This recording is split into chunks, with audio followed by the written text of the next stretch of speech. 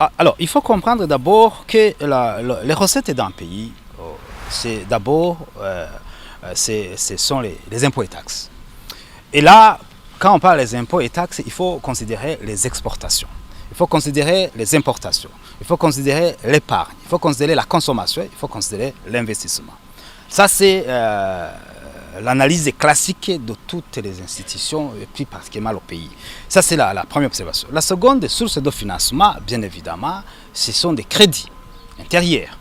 Crédits intérieurs dans les banques, ou des sociétés qui pourraient prêter ce qu'on appelle les faux prêtables, qui pourraient prêter le Burundi dans un cadre de combler le vide et l'écart.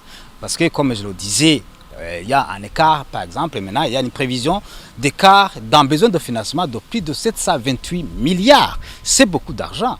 Donc, on voit que ça, c'est aussi source de financement. L'autre source de financement, c'est quand le pays peut mobiliser les fonds à partir de l'extérieur, notamment des dons, les partenaires de développement, c'est aussi les crédits à long terme de 20 ans.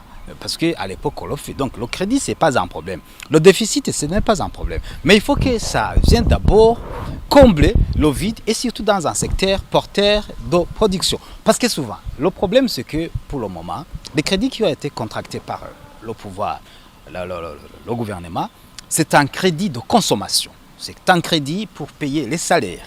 Et quand vous contractez un crédit pour payer les charges courantes sans tenir compte des investissements, l'inflation, la décroissance économique vont suivre. Donc voilà, il faut absolument que le crédit contracté contribue à l'augmentation de la production. Voilà, c'est juste l'analyse qu'il faut faire par rapport au crédit.